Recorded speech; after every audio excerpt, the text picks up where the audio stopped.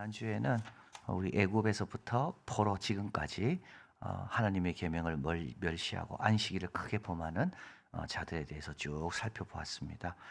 그래서 포로 그 애굽에 있을 때 이스라엘 백성은 어떻게 했는가? 그거는 이제 이때만 나온다 그랬습니다.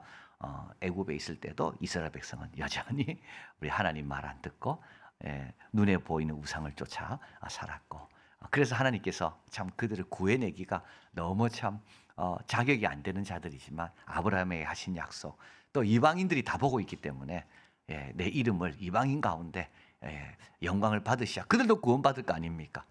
그래서 하나님께서 참 건져내셨다. 그것이 이제 어디까지 계속되는가 하면 지금까지, 지금 포로로 가 있는 에스겔이 앞에 온 그 장로들, 그 무리 계속까지 이어지고 있다.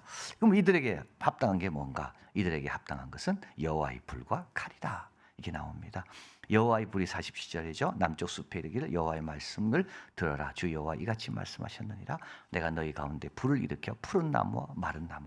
여러분, 마른 나무는 잘 타죠. 푸른 나무는 잘 안 탈 겁니다. 그런데도 상관이 없습니다. 다 탑니다.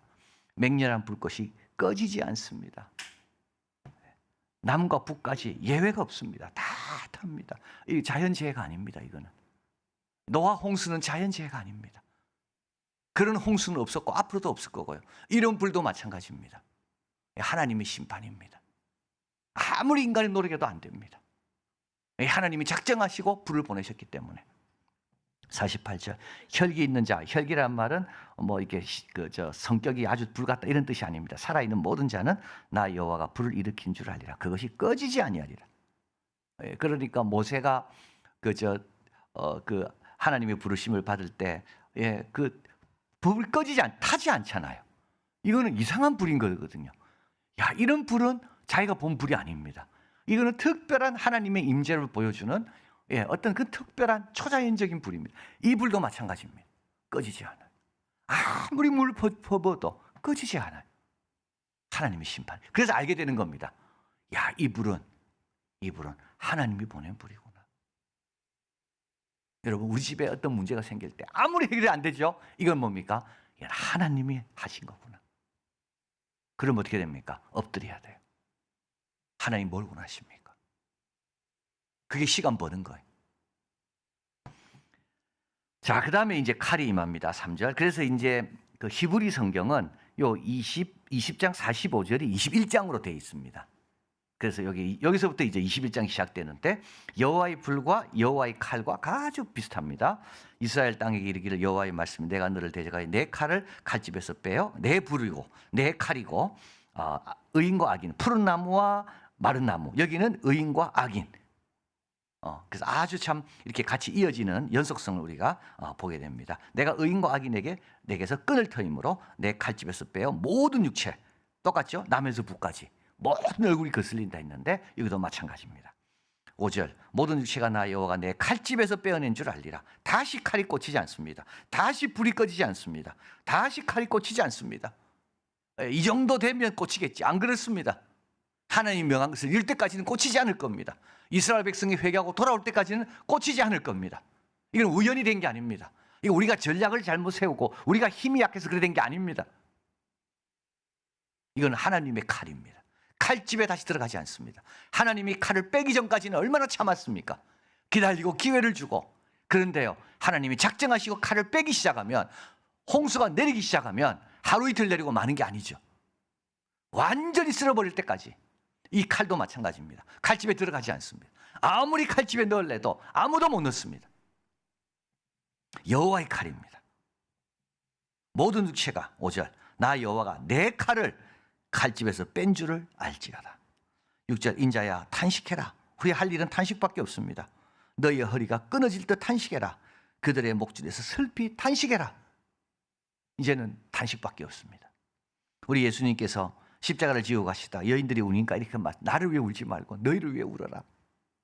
왜냐하면 보라 날이 이르면 사람이 말하기를 잉태하지 못한 이와 해산하지 못한 배와 젖먹이지 못한 젖이 복이 있다.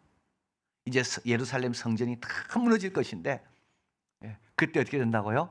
그때 모두가 애통하면서 내가 참 예, 내가 아기가 없어서 얼마나 다행인가. 우리 아기가 이렇게 힘들어하는 걸 내가 본다면 더 내가 불행한.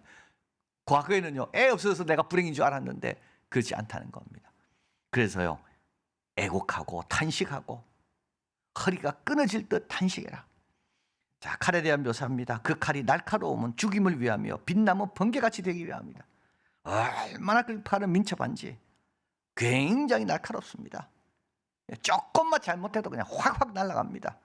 야, 무섭습니다. 날카로우면 죽임을 위하며 빛나면 번개같이 되기 위함이다.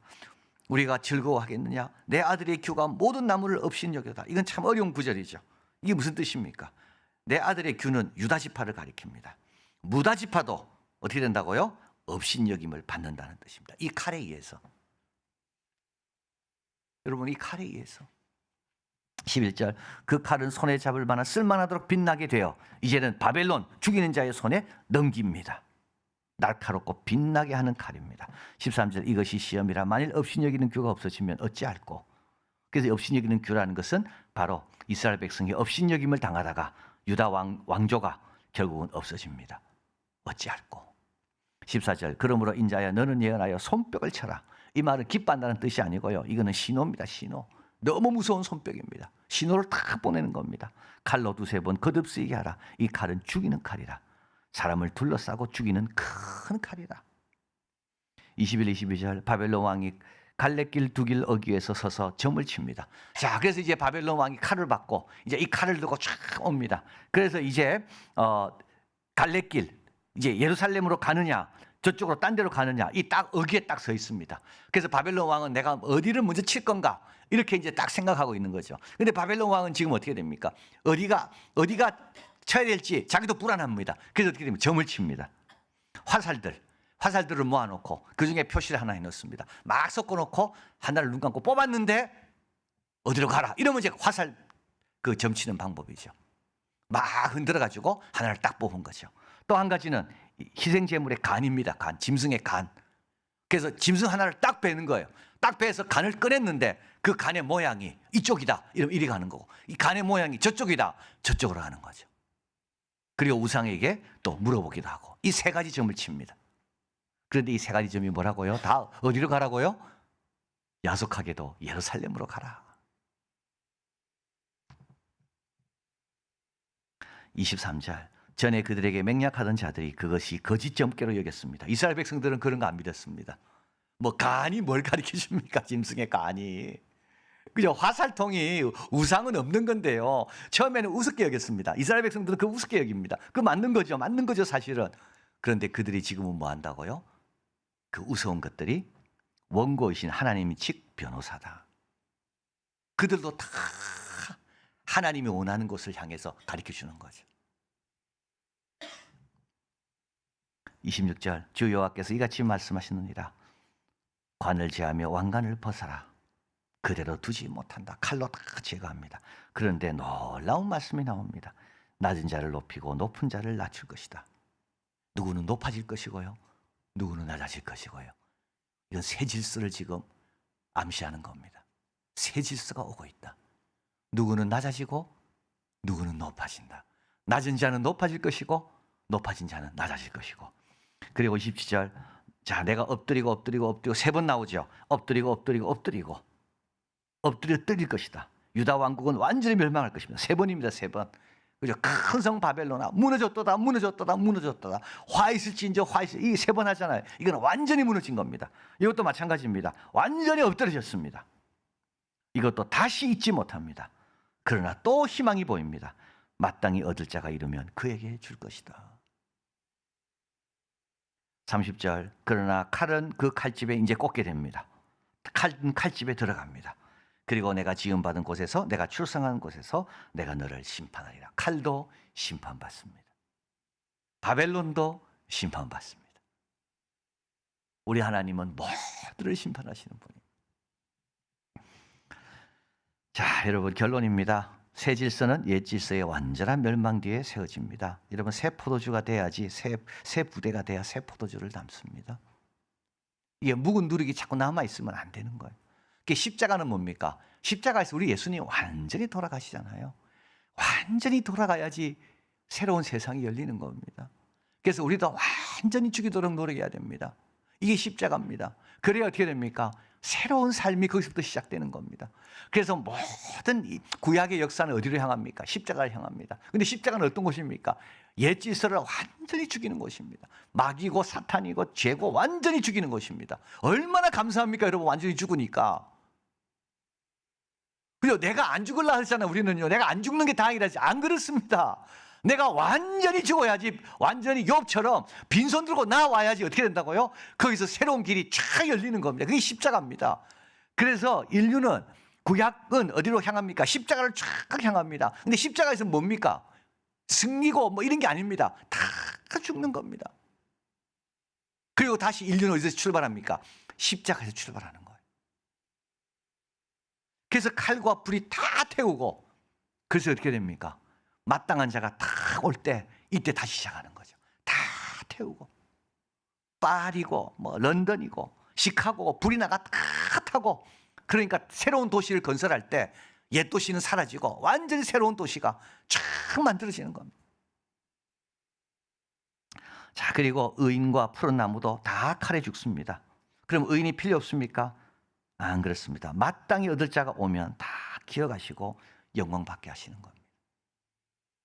산자와 죽은 자를 심판하러 오시라. 아벨은 죽었지만 그 예물에 대해 하나님이 증거하십니다. 헛된 거 하나도 없습니다. 오늘도 선하게, 의롭게, 바르게. 그리고 업신여김을 받지 않으려면 죄와 더불어 싸워야 됩니다. 여러분, 죄에게 타협하는 순간부터 우리는 어떻게 되면 업신여김을 받습니다. 아담과 이브가 에덴 동산에서 업신여김을 받았어요. 왜? 선악과를 따먹는 순간부터. 여러분, 죄 지으면 업신여김 받습니다. 제일 죄 지으면요, 사탄이 기뻐하고요, 제일 사탄이 우리 정죄합니다. 그러면요, 우리는 우리 죄 때문에 사탄을 대적하지 못한다고. 죄와 더불어 싸워야 돼요. 지금 이 유다 홀이 그죠, 업신여김을 당하고 있습니다. 바벨론에 의해서, 이방인에 의해서 업신여김을, 아브라함의 후손인데도 업신여김을 당하고 있는 거죠. 누가 제일 담대하고 누가 제일 당당할까, 여러분? 깨끗한 사람이에요. 의의 흉비를 붙이는 사람이 깨끗한 사람. 그런 사람이 당당한 거예요. 의의 흉배가 있기 때문에. 자, 우리는 하나님의 칼인 말씀을 붙들어야 되고요, 하나님의 불인 성령으로 우리가 충만해야 됩니다. 오늘 불렀던 찬송처럼 예수로 충만. 여러분, 이거 얼마나 큰 축복입니까? 다른 사람은 이런 충만함이 없습니다. 다른 사람은 이런 충만함 꿈도 못 꾸고요, 이런 것도 모르고 있습니다. 우리는요, 예수로 충만할 수 있어서 얼마나 큰 축복인지. 아무 것이 없어도, 아무리 힘들어도 나는 예수로 충만하네. 이게 바로 예수 믿는 자의 누릴 수 있는 최고의 영광이요, 최고의 특권입니다. 하나님 말씀의 칼, 성령의 불, 이런 것으로 내 죄를 태우고 성령으로 뜨겁게 하고, 그리고요, 하나님의 말씀의 검, 그것으로 비진리와 싸워 이기는 겁니다. 말씀으로 딱 붙들어야 되는 거예요. 말씀의 검, 우리는 꼽지 않는 거예요. 자칫 꼽지 말고 다시 숨겨두지 말고 말씀의 검을 딱 붙들어내서 지식은 교만하게 하고 사랑은 세운다. 그 말씀을 딱 붙드는 거예요. 그래, 지식으로 안 되는구나, 사랑으로 내가 살아야 되는구나. 이럴 때 어떻게 됩니까? 우리는 승리하는 겁니다. 그래서 말씀의 검, 성령의 불, 완전히 새로운, 그러니까는 하나님께서 우리를 위해 예비해 놓으신 심판의 도구가 아니라 구원과 축복의 도구, 이걸 기억하시면서 승리하는 우리가 되길 바랍니다.